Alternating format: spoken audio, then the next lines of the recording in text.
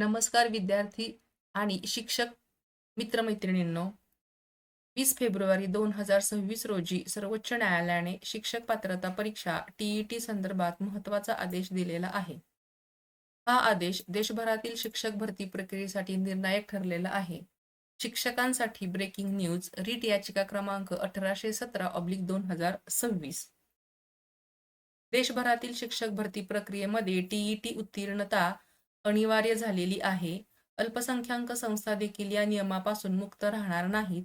शिक्षक प्रशिक्षण व गुणवत्ता नियंत्रणासाठी NCTEचे नियम अधिक बळकट झाले. विद्यार्थ्यांना अधिक सक्षम व प्रशिक्षित शिक्षक मिळण्याची हमी मिळाली. याबद्दल या आदेशामध्ये म्हणजे अंतरिम आदेश 2026 म्हणजे 20 फेब्रुवारी 2026 मध्ये महत्त्वपूर्ण घटना घडलेल्या आहेत किंवा आदेश दिलेले आहेत, ते आपण या व्हिडिओमध्ये बघणार आहोत. तत्पूर्वी तुम्ही आमच्या व्हिडिओला लाईक करा, चॅनलला सबस्क्राईब करा आणि सर्वात महत्त्वाचं म्हणजे हा व्हिडिओ तुम्ही शेवटपर्यंत पहा, म्हणजे त्यामध्ये ज्या काही अटी शर्ती दिलेल्या आहेत त्या तुम्हाला माहीत होतील. त्याचप्रमाणे हा व्हिडिओ तुमच्या मित्रमैत्रिणी आणि नातेवाईक यांच्यामध्ये जास्तीत जास्त शेअर करा, जेणेकरून त्यांनाही या शिक्षक भरतीचा किंवा टीईटी भरतीच्या अनुषंगाने संपूर्ण माहिती मिळत राहील. 20 फेब्रुवारी 2026 रोजी सर्वोच्च न्यायालयाने शिक्षक पात्रता परीक्षा टीईटी संदर्भात महत्त्वाचा आदेश दिलेला आहे. हा आदेश देशभरातील सर्व शिक्षक भरती प्रक्रियेसाठी निर्णायक ठरला. बॉम्बे उच्च न्यायालयाच्या औरंगाबाद खंडपीठाने दिनांक 20 फेब्रुवारी 2026 रोजी जो आदेश दिलेला आहे तो आदेश आपण इथं बघणार आहोत आणि त्यामध्ये न्यायमूर्ती आहेत किशोर सी संत आणि सुशील M घोडेस्वार. याच्यामध्ये प्रकरण 2 आहेत. पहिलं प्रकरण आहे रिट पिटिशन नंबर 1817/2026. वादी आहेत रघुनाथ शंकर झावरे आणि इतर. प्रतिवादी आहे state of Maharashtra through it's secretary व अन्य. दुसरं प्रकरण आहे रिट पिटिशन नंबर 1956/2026. वादी आहेत धनसिंग रामसिंग राजपूत आणि इतर. प्रतिवादी आहे state of Maharashtra through its principal secretary व इतर. रिट पिटिशन नंबर 1956/2026 हे प्रकरण मूळ बोर्डावर नव्हते. म्हणजेच writ petition number 1817/2026 Raghunath Shankar Zaware यांनी जे या प्रकरणामध्ये ते वादी आहेत ते प्रकरण मूळ हे बोर्डावर होते. 1956/2026 हे प्रकरण मूळ बोर्डावरती नव्हते, परंतु मेन्शन करून न्यायालयाने ते टेकन ऑन बोर्ड केले. म्हणजे न्यायालयाने या याचिकेला सुनावणीसाठी स्वीकारले आणि ती पुढील प्रक्रियेसाठी नोंदवले.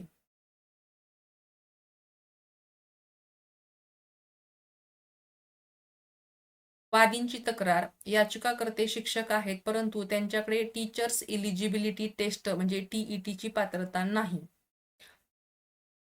याचा अर्थ ह्या ज्या दोन्ही याचिका आहेत, रिट पिटिशन 1817/2026 झावरे प्रकरण आणि रिट पिटिशन 1956/2026 राजपूत प्रकरण, हे न्यायालयाने स्वीकारले आणि न्यायालयीन प्रक्रियेमध्ये ही दोन्ही प्रकरण आता पुढे जाणार आहेत. सर्वोच्च न्यायालयाने 1/9/2025 रोजी दिलेल्या आदेशामध्ये अशा शिक्षकांना 2 वर्षाची मुदतवाढ दिलेली होती.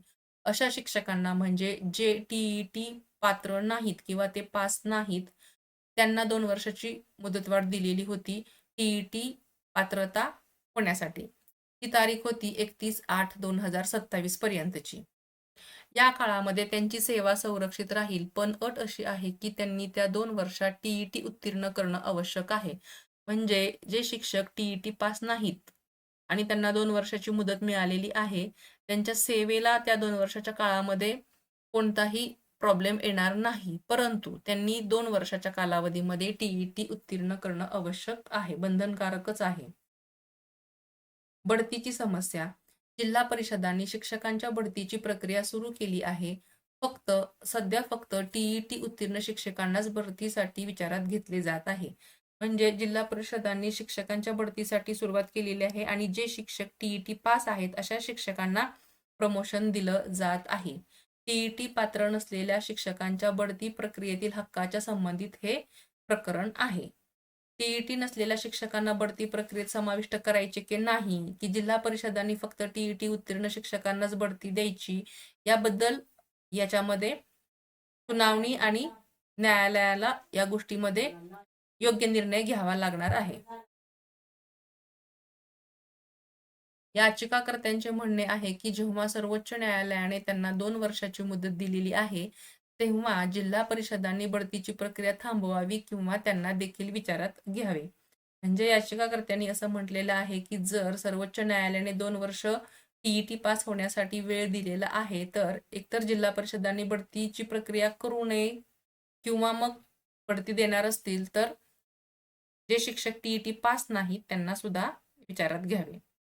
वादींची मागणी बढतीची प्रक्रिया 31/8/2027 पर्यंत थांबवावी किंवा टीईटी नसलेल्या शिक्षकांना देखील बढतीसाठी विचारात घ्यावे, कारण त्यांना सर्वोच्च न्यायालयाने संरक्षण दिलेले आहे.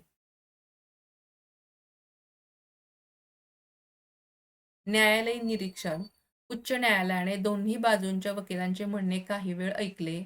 वादींची तक्रार नोंदवली की टीईटी नसल्यामुळे बढतीत अन्याय होत आहे. सर्वोच्च न्यायालयाच्या आदेशाचा संदर्भ घेतला गेला, ज्यात 2 वर्षाची मुदत दिलेली आहे. न्यायालयीन निरीक्षण न्यायालयाने स्पष्ट केले की सध्या याचिकाकर्त्यांकडे टीईटी पात्रता नाही. याचिकाकर्त्यांनी नागपूर खंडपीठाच्या रिट पिटिशन नंबर 1369/26 मधील आदेशाची प्रत दाखल केलेली आहे. सारांश काय तर न्यायालयाने अद्याप अंतिम निर्णय दिलेला नाही. मात्र नागपूर खंडपीठाच्या आदेशाचा संदर्भ घेऊन वादीच्या नावाची बढती यादीत समावेश करण्याचा मुद्दा विचाराधीन ठेवलेला आहे. पुढील सुनावणी 23 मार्च 26 रोजी होणार आहे. त्या आदेशामध्ये ॲड इंटेरियम रिलीफ म्हणून असे निर्देश दिले होते की याचिकाकर्त्यांची नावे बढतीच्या यादीत समाविष्ट करावीत, मात्र निकालावर अवलंबून राहील. न्यायालयाचा आदेश औरंगाबाद खंडपीठ नोटीस जारी केलेली आहे. दोन्ही याचिकांमध्ये प्रतिवादींना नोटीस देण्यात आलेली आहे आणि नोटीस परत करण्याची तारीख 23/3/26 म्हणजे 23 मार्च 2026 ही आहे. आदेशाचा मजकूर न्यायालयाने दोन्ही बाजूंच्या वकिलांचे म्हणणे काही वेळ ऐकले. याचिकाकर्ते शिक्षक असून त्यांच्याकडे टीईटी पात्रता नाही. सर्वोच्च न्यायालयाने 1/9/2025 रोजी दिलेल्या आदेशात अशा शिक्षकांना 2 वर्षाची मुदत दिली होती, ज्यात त्यांनी टीईटी उत्तीर्ण करणे आवश्यक आहे. जिल्हा परिषदांनी बढतीची प्रक्रिया सुरू केली असून फक्त टीईटी उत्तीर्ण शिक्षकांनाच विचारात घेतले जात आहे.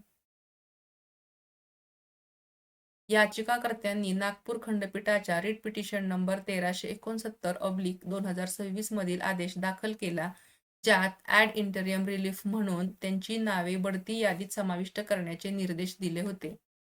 अंतरिम आदेश औरंगाबाद बेंच आदेश असा आहे की by way of an ad interim relief the names of these petitioners be included in the list of promotion subject to result of the present writ petition. पक्षकारांनी या आदेशाच्या ऑथेंटिकेटेड कॉपीवर कार्यवाही करावी. म्हणजे न्यायालयाने अद्याप अंतिम निकाल दिलेला नाही, मात्र अंतरिम आदेशाद्वारे टीईटी नसलेल्या शिक्षकांची नावे बढती यादीत समाविष्ट करण्याचे निर्देश दिलेले आहेत आणि अंतिम निकाल आल्यानंतर त्याबाबत काय करायचं हे बढती मिळेल किंवा नाही हे ठरवले जाणार आहे. आदेशातील मुख्य मुद्दे टीईटी उत्तीर्णता बंधनकारक राहील. प्राथमिक व माध्यमिक शाळांमध्ये शिक्षक म्हणून नियुक्तीसाठी टीईटी पास करणे अनिवार्य आहे. अल्पसंख्याक संस्थांना सूट नाही. काही अल्पसंख्याक शैक्षणिक संस्थांनी टीईटी मधून सूट मागितली होती. न्यायालयाने स्पष्ट केले की गुणवत्तापूर्ण शिक्षणासाठी सर्वांना समान निकष लागू होतील. राज्य सरकारांचे अधिकार राज्य सरकारांना शिक्षक भरतीसाठी नियम करण्याचा अधिकार आहे, परंतु ते NCTE म्हणजे नॅशनल काउन्सिल फॉर टीचर एज्युकेशनच्या मार्गदर्शक तत्वांशी सुसंगत असले पाहिजेत. विद्यार्थ्यांचा हक्क गुणवत्तापूर्ण शिक्षण मिळणे हा विद्यार्थ्यांचा मूलभूत हक्क असल्याचे न्यायालयाने अधोरेखित केलेले आहे. परिणाम असा की देशभरातील शिक्षक भरती प्रक्रियेमध्ये टीईटी उत्तीर्णता अनिवार्य झालेली आहे.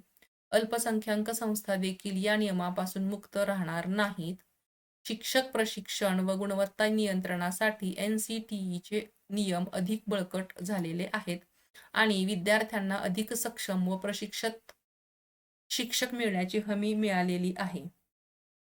थोडक्यात काय तर हा आदेश TET नसलेल्या शिक्षकांना तात्पुरती बढती यादीमध्ये समाविष्ट करण्याचा आहे. पण तो अंतिम निकालावर अवलंबून आहे. त्यामुळे अंतिम निर्णय जो जेव्हा होईल त्या नंतरच बढती प्रक्रियेचं काय करायचं, द्यायची किंवा नाही हे ठरविले जाईल. विद्यार्थी मित्रांनो, तुम्ही हा व्हिडिओ शेवटपर्यंत पाहिलात त्याबद्दल धन्यवाद. हा व्हिडिओ तुमचे मित्र-मैत्रिणी आणि नातेवाईक यांच्यामध्ये जास्तीत जास्त प्रमाणात शेअर करा, जेणेकरून जे शिक्षक आहेत आणि जे शिक्षक होऊ इच्छित आहेत त्यांनाही या TETच्या नियमांबद्दल किंवा अंतरिम आदेशाबद्दल संपूर्ण माहिती होईल. Thank you for watching and subscribe.